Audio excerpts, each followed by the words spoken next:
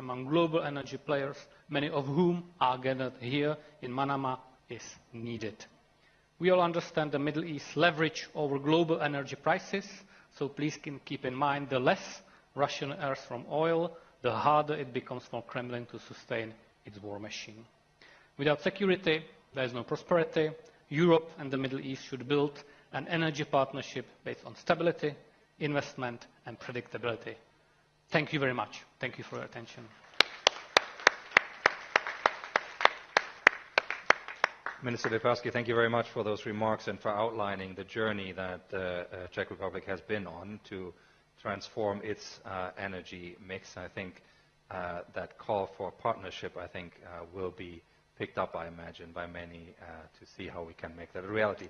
Minister Brekelmans, over to you.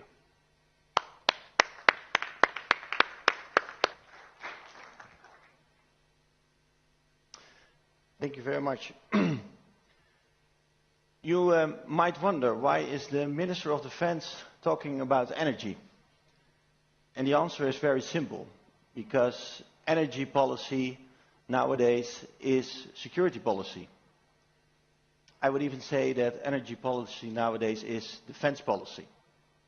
Because what we face in Europe, the biggest military threat is Russia.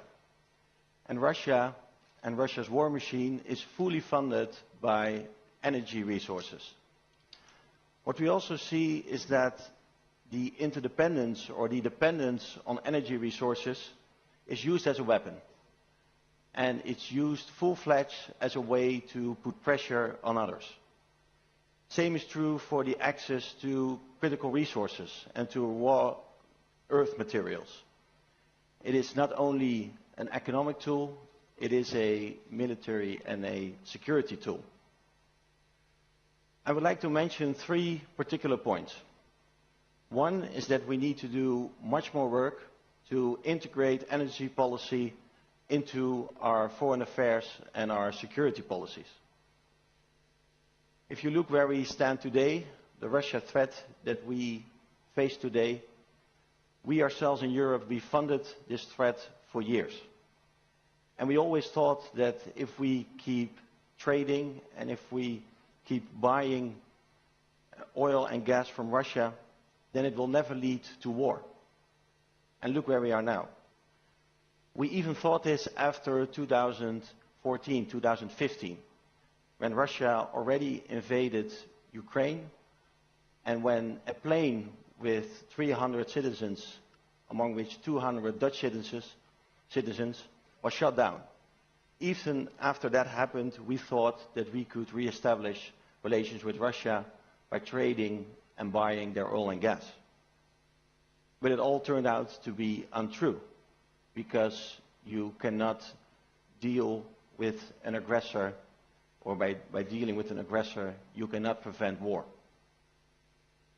We are currently, as the Netherlands, we are not in war with Russia, but we are also not living in peace. We are living in a gray zone in which hybrid tools like energy are used as a mechanism, are used as a tool for pressure. Look, for example, at the sanctions that we have put in place, but that are also circumvented by Russia in different ways.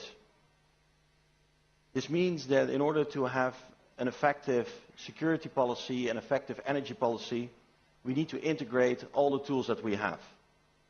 Intelligence, cyber capabilities, diplomacy, energy policy, and also defense.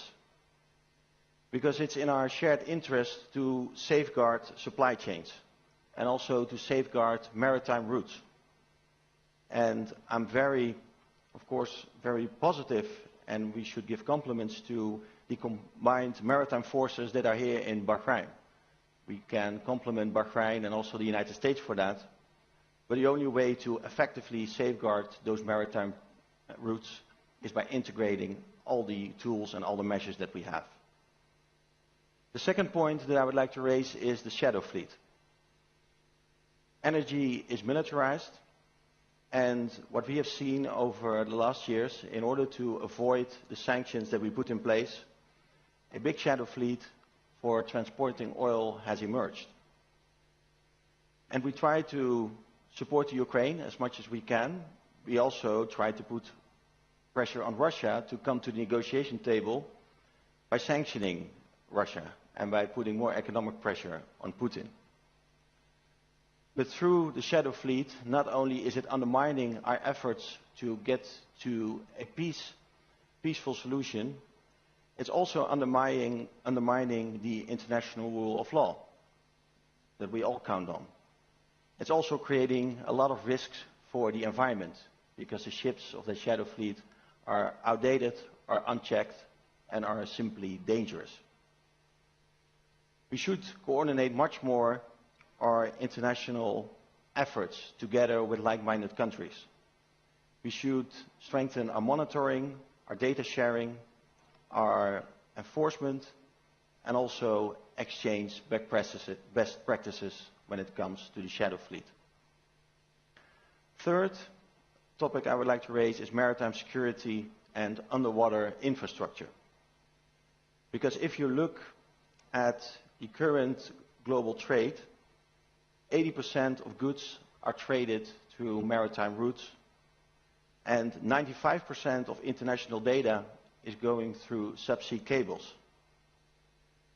And we do see that those lines of communication and critical underwater infrastructure is highly vulnerable.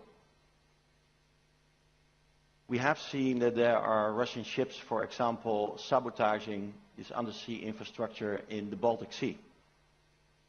And what we do also face is not only the particular threat, but an accumulation of threats.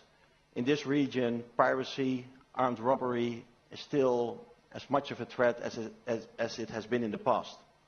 But now also the threat of undersea sabotage by state actors is coming on top of it. So this also means that we should strengthen our international coordination on this, that we should share intelligence, should share best practices, and that we should also help each other with technological innovation, because also in the commercial sector and in the scientific world, a lot of useful innovation is taking place all around the world that we can both use in order to strengthen our security and protect our vital infrastructure. So to sum up, I would like to call for action in 3 ways. First, we need to strengthen our situational awareness at sea. We should strengthen our surveillance capabilities, and we should exchange much more information and more best practices. Second, we should strengthen our resilience. And it means preventing sabotage from happening in the first place. But if those efforts are still taking place, we should be able to withstand it.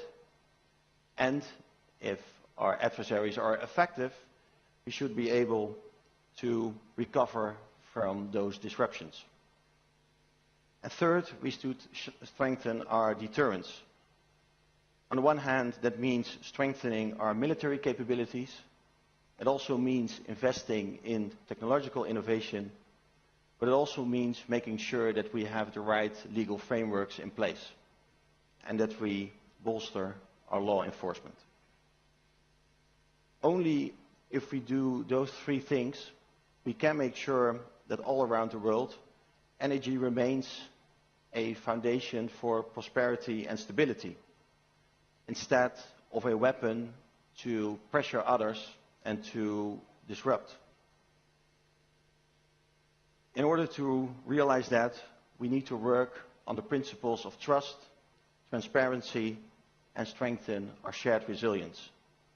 Only if we do that across the world, in Europe, the Middle East, and other places, we can make sure that energy remains a source of connection and not a source for confrontation. Thank you. Mr. Minister Brekelmans, thank you very much. Energy in a defense context, I think the 3 points you ended on there in your call for action, situational awareness, resilience and deterrence, I invite the audience to pick up on those and see what can be done